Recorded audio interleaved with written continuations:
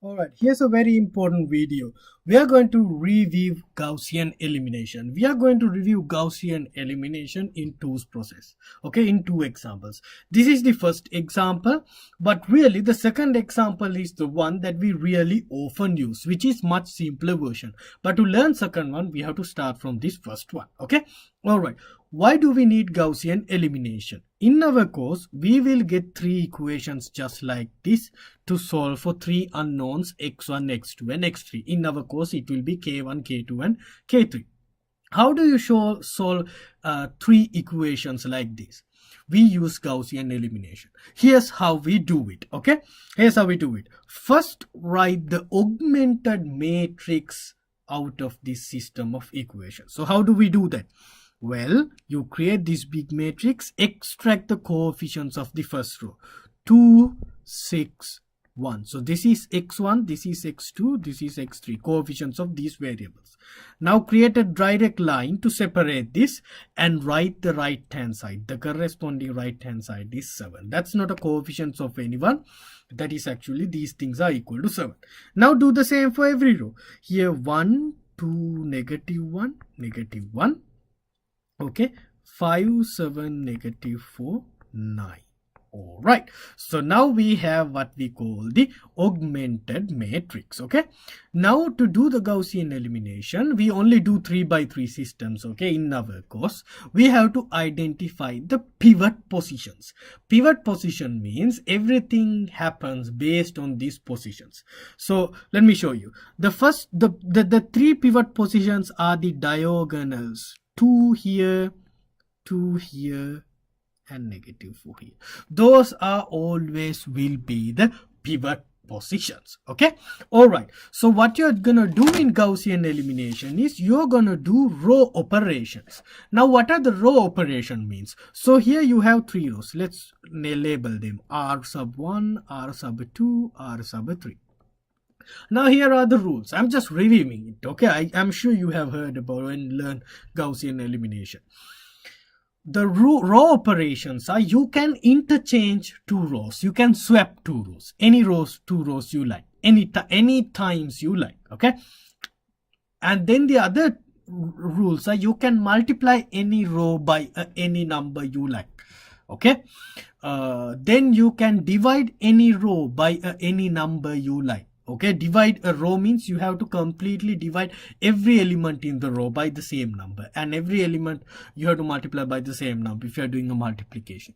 Or you can add couple of rows. You can add row 1 by row 2, row 2 to row 3. Okay, you can change rows like that, or you can subtract 2 rows. You can multiply by negative numbers. So those things are valid. Now why do we do them? The goal is, the first step is you go by pivot positions. First you start from the pivot position, which is 1, 1 position. First row, first column position. The rule of thumb is, you should not have 0 in your pivot position. Okay, so don't look at all the pivot position at the beginning. Go by pivot position by pivot positions. First start with this pivot position. Make sure it's not 0. Okay, if it is 0, swap a row. Like if you have 0 here, swap R2 and R1 and make it a non-zero number. Okay, we will see examples in future. But here this number is 2. Okay, is it good? Yes, it's non-zero, so it's good. Okay, so then that's done.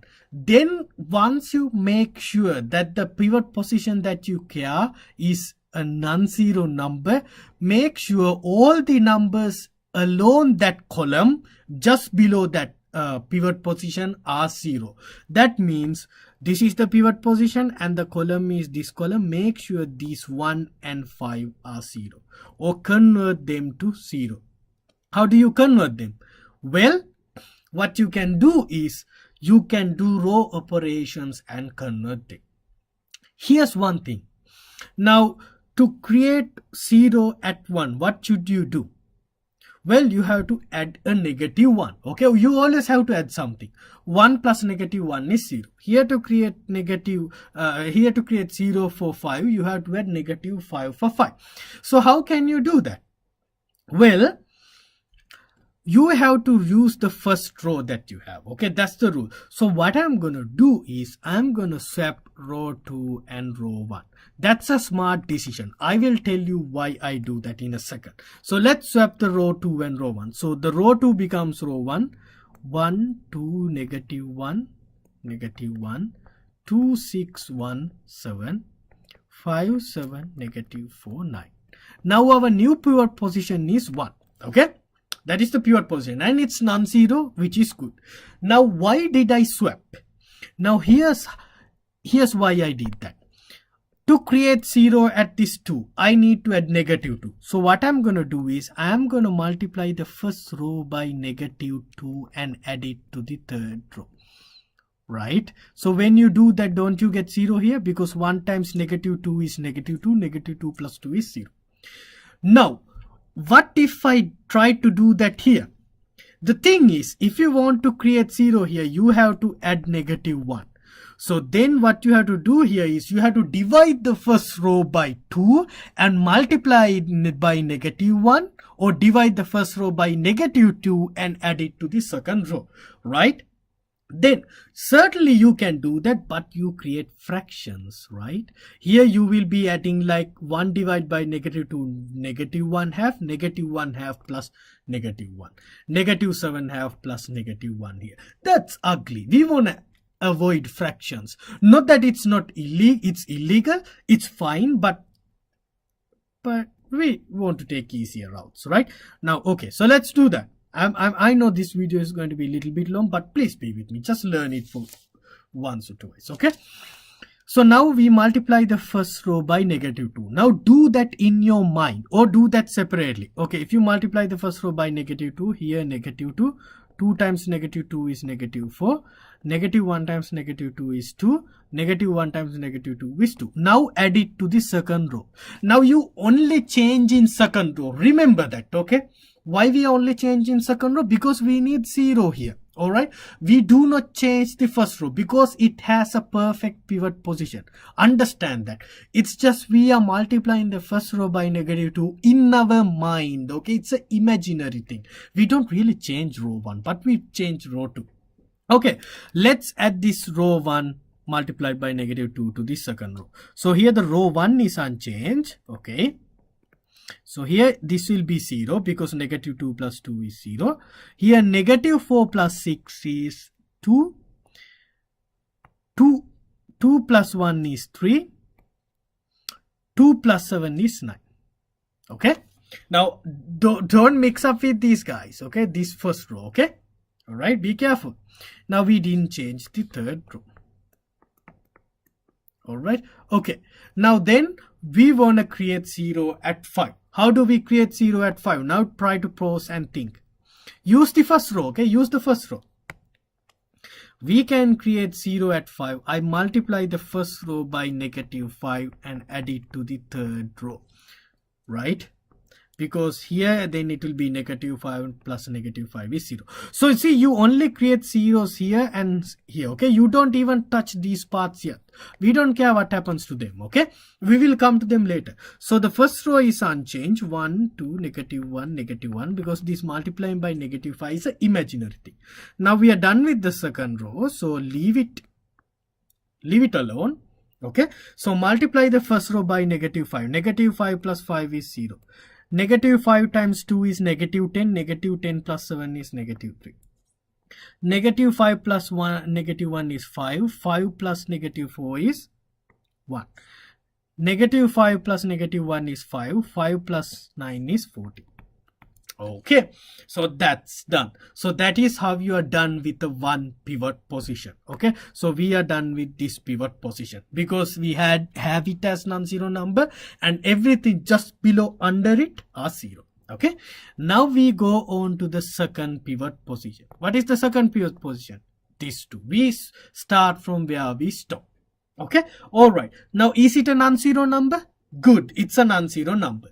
Now you want to make sure the number just below it is 0. So you want to make that negative 3 0.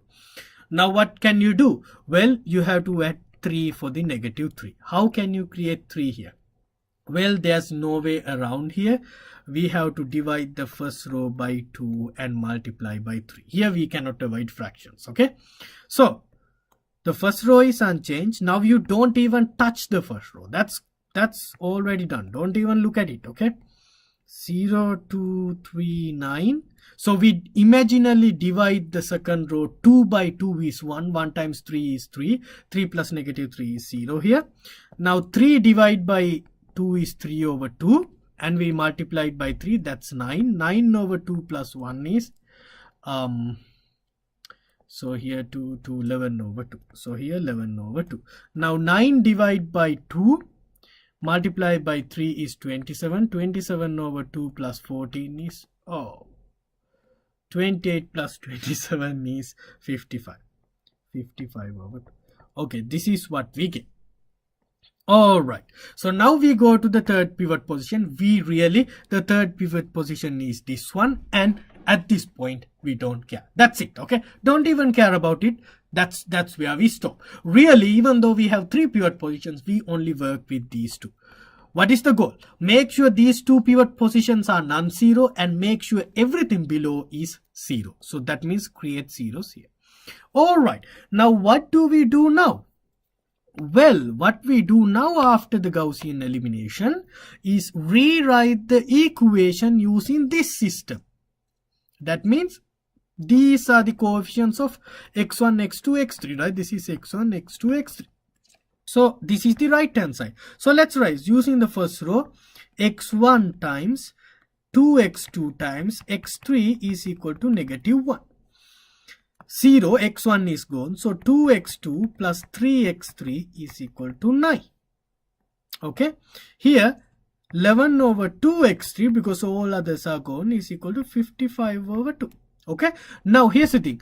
People, mathematicians and other people like to make some of other changes to go to a reduced row echelon form. This is called the row echelon forms. But you don't need to do that. Since we are dealing with a load, I skip that. Let's be happy with this, okay? All right. Now here, now see why we did the Gaussian elimination. Start from the bottommost equation. Don't you see what is x3? We can divide by 2. 2 cancel out. 55 divided by 11 is x3 is 5. You get x3 as 5. Now using x3 as 5, can you get x2? Yes. 2 times x2 is 5 times 3 is 15, 9. So 2x2 is 9 minus 15, which is negative 6. x2 is negative 6 over 2 is negative 3. So x2 is negative 3. Now x1.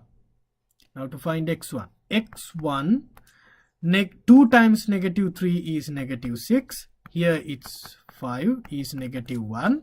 Okay, so x1, negative 6 plus 1 is negative 1, negative 1. x1 is negative 1 plus 1 is 0. So you get these three variables, right? x1 is 0, x2 is negative 3, x3 is 5. So that is the Gaussian elimination. Definitely you need to do a lot of practice with it. Okay, this is just a preliminary example. The Gaussian elimination that we deal with our lesson is much easier. I think this video is a little bit too long right now, so I will stop here and I will do Gaussian eliminations that we need in this course in the next video. Okay, please make sure you watch that also. I promise you that Gaussian elimination is easier than what we did here. Okay, all right, thank you, bye bye.